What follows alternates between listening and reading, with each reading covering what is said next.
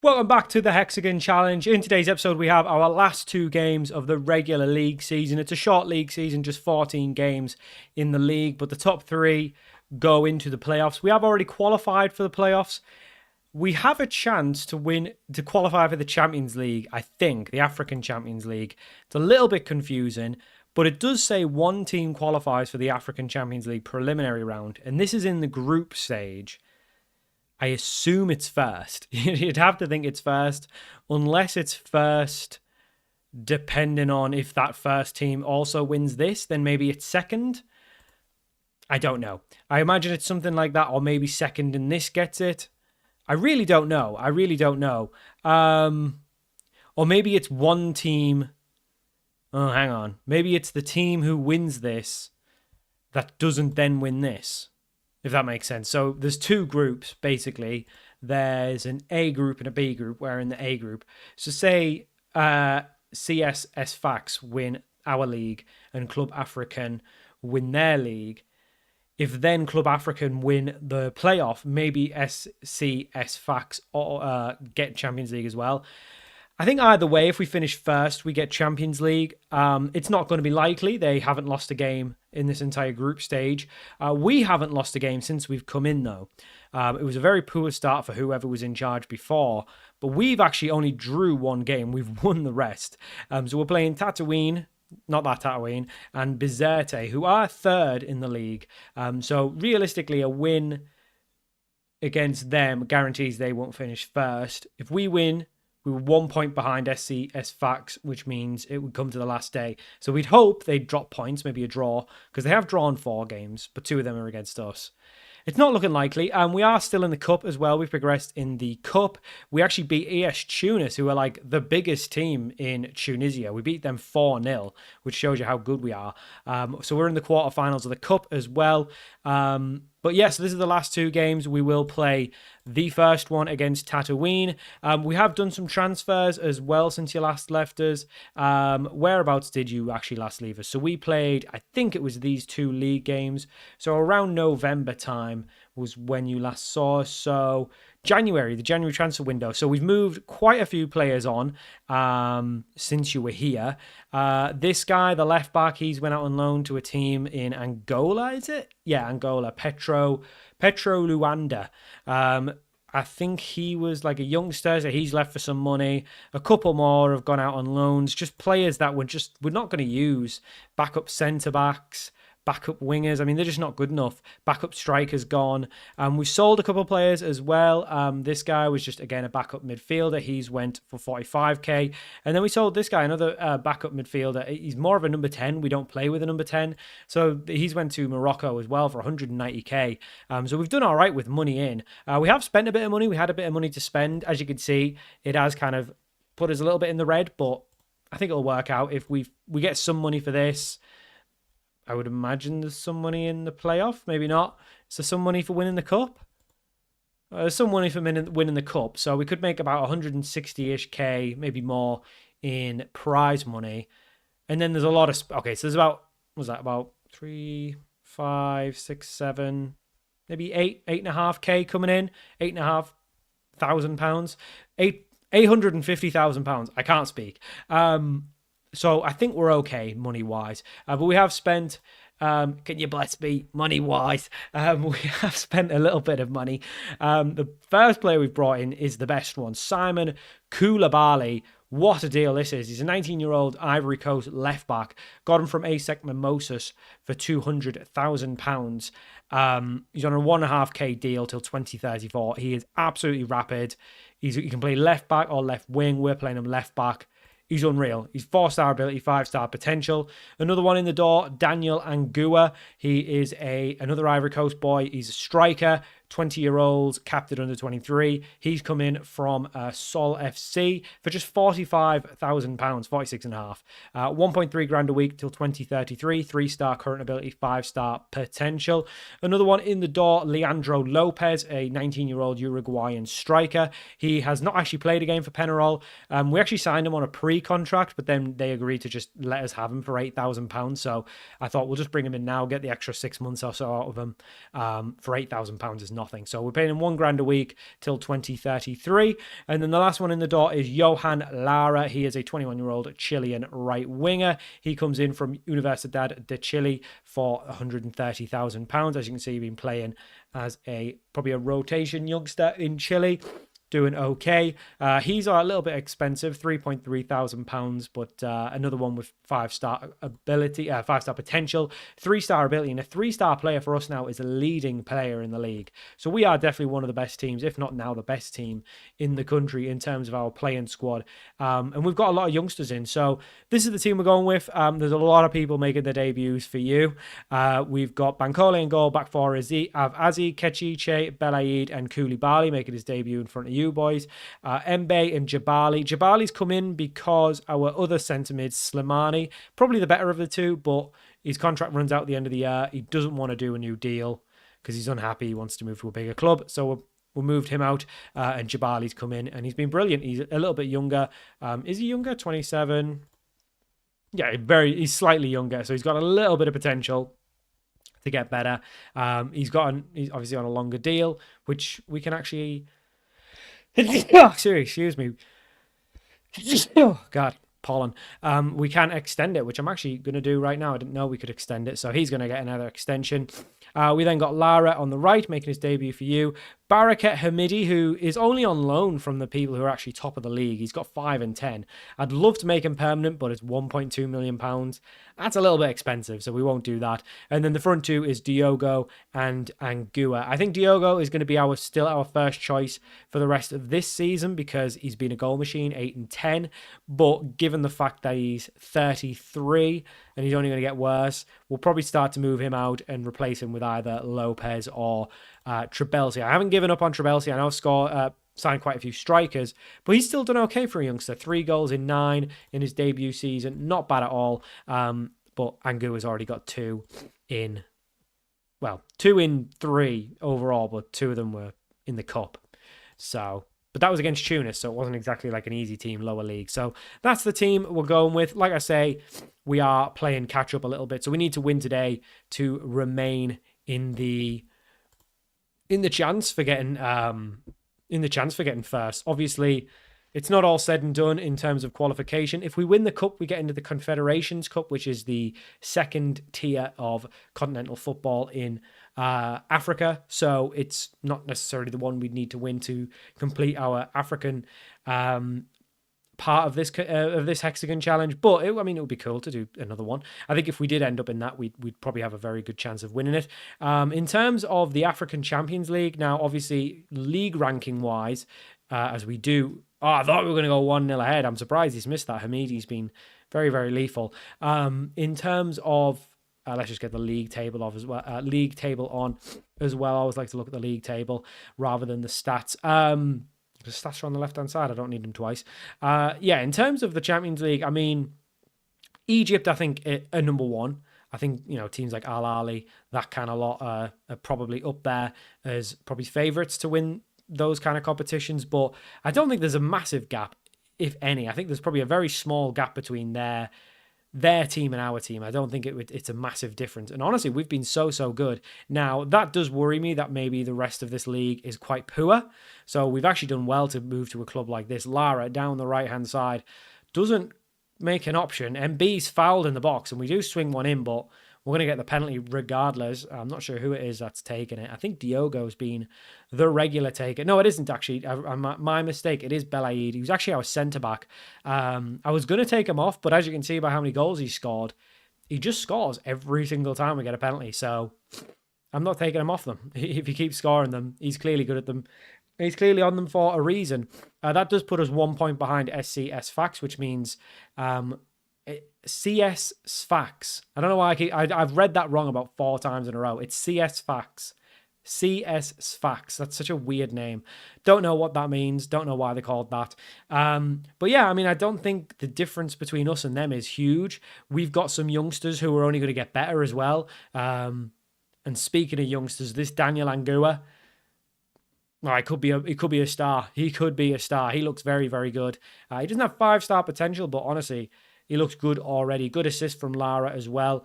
Crofty on the right-hand side, as he's known by. Yeah, I think the squad's good, and the fact that we've not lost a game since we've took over. We have. I don't know if I've ever had a save where I've lost so few games with so many games played. What is it? We're on 120 or so games. We've only lost about 6.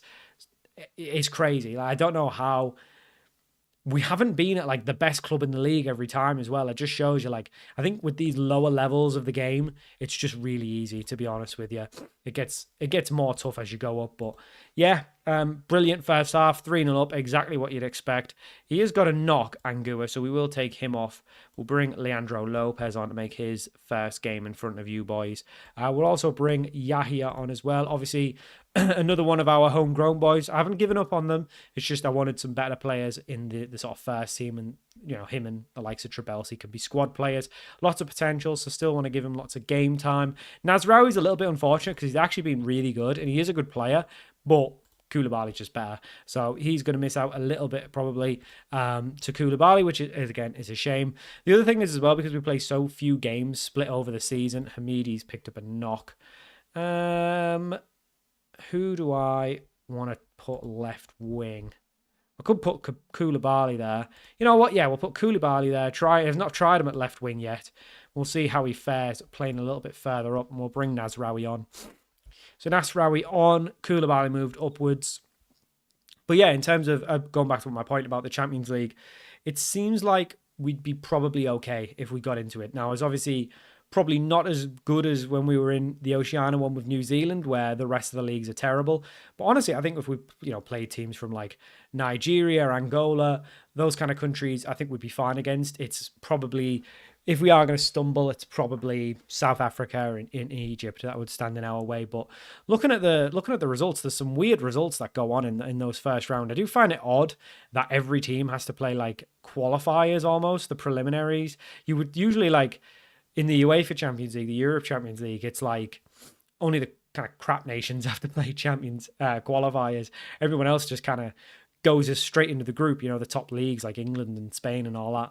So it's a little bit odd, but it's fine. It's a little bit different. So if we do get there this season, which I'm not sure we will, based on what I'm seeing so far, I do think in the playoffs, though, we have a good chance of winning those. So I think we have to rely on SCS Fax to CSS Fax. Oh my God. Or is it CS Fax? I'm just going to call them CS. We're going to rely on CS to drop points and for us to win our little group. But yeah, and I could just be misinterpreting the rules. Again, I am not overly familiar with how the Tunisian teams qualify for the Champions League. It doesn't really make sense to me. But hey, we'll figure it out. We have just conceded. It was an own goal. It was a deflection, so I'm not going to be too concerned. But once again, we've just been so good, and that just shows you how good we are. In terms of like all the groups, we've got the third most points out of everyone. So I think we've done well, given that we came into the team that we were in the bottom 3, I think, when we started, because they hadn't won a game in the first 3 or 4 league games. So that shows you where we are. So we've done well there. As you can see, we've got the best goal difference in the league. I think if we'd play with this team all season, we'd probably finish this little bit unbeaten. But there you go. So all to play for the last game. So let's go play it against Bizerte. So for our second game of the episode, we are away to Bizerte. We're going with the same 11. And like I say, it's all to play for. So we can still top the group. We're a point behind league leaders. As long as they lose... No, as long as they don't win, if we win our game, we would go top. So they need to win. We will chuck latest scores on. Who are they playing? Where are they? Where are they? There they are at the bottom. So they're playing Tatooine, who we just beat 4-1. So it's unlikely they're not going to win that game. But just on the off chance they do draw, we do want to win our game. Bizerte must have not won their game, because they're now 5 points behind top. So there's no way they can win. They're 4 points behind us, so they are going to finish third regardless of what happens today. So they are probably not playing. Well, they're not playing for anything. So if they take their foot off the gas, that would make a lot of sense. But yeah, I guess it's to play for. Like I said, I don't really know if it does mean what I think it means, which is if you finish top, you're kind of guaranteed to get a Champions League spot regardless of what happens in the playoffs. I think, like, if you win the playoffs and you are top of your group, then the other group's winner gets the playoff. I think that's how that works, but I could be wrong and I could just be misinterpreting. It does just say one team qualifies. It doesn't say who. It's probably because there's some caveat that it could technically be second. Well, no, it should just say first. But then I guess it doesn't register till the playoffs are done. I really don't know. I don't like that it's so up in the air. One thing I do know is the top team in the playoffs gets Champions League. So that's got to be our priority. And the fact that we beat Tunis 4-0, I think we've got a very good chance. Now, obviously, they're not even finishing top of their group, which is interesting because I thought they were like the best team in Tunisia. But yeah, I mean, at the minute, we have gone top of the league because it's still 0-0 in the other game. So we'll keep an eye on it. Hopefully, they do draw their game or even lose it. That would be even better. Or if they start losing would be even better. Whether they draw or lose really makes no difference. But they've not lost all season, so they are kind of due a loss. But yeah, it's a bit of a weird league. Like, I don't know why it's split up into two smaller groups, why it isn't just one big league. I don't know. Is Morocco quite big, perhaps, and that's why they've got to kind of regionalize it? Potentially. Their goalkeeper gave Angua so much space there, and he didn't take it. Hamidi's got the first, by the way, forgot to mention that. I'm just so used to winning at this club. I feel like Celtic. Like, we're just so used to winning that I don't even get that excited for the wins in the league anymore. Once we get in the playoffs, I will be excited again. So it's a group of 6. Oh my God, Tatooine have actually took the lead. We are currently top with a half of football to go. They need to score 2 goals against Tatooine to get back at top. So we've got a very good chance of actually topping the group, which I don't know if we'll find out after the game if we do top the group, whether we're in Champions League. I mean, that would be good. That would certainly be good. It would really mean the playoffs really don't mean too much. And we could probably skip by them for the videos at least. But I don't know. I guess we'll just play them anyway or show you one game in them or something. I don't know. We'll kind of see. I mean, we'll see if we actually finish top. There's still a lot to play for. And Bizerte nearly did get themselves an equaliser there. They've got a dodgy version of Ademola Lookman up top, so I'm a little bit worried about that. But yeah, I mean, like I said, I just don't really understand how it works in Tunisia, so I guess we'll just kind of play it by ear with what we show.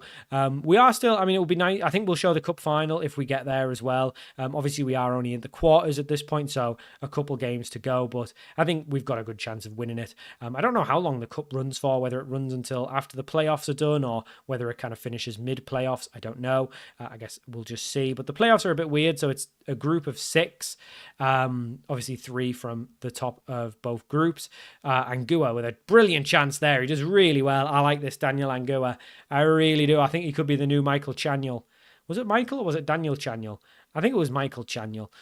He could be the new Chaniel. He just looks lethal. 2-0 now in our game. Still 1-0 in the other game. So they still have to score 2 goals in 30 minutes.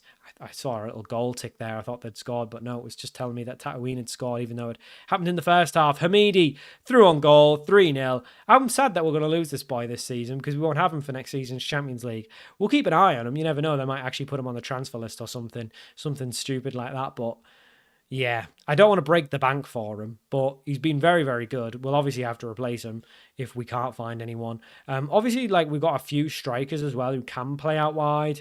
We could probably retrain someone to play on the wing, like a Trebelsi or a Perez. They're pretty quick, so they could play on the wing.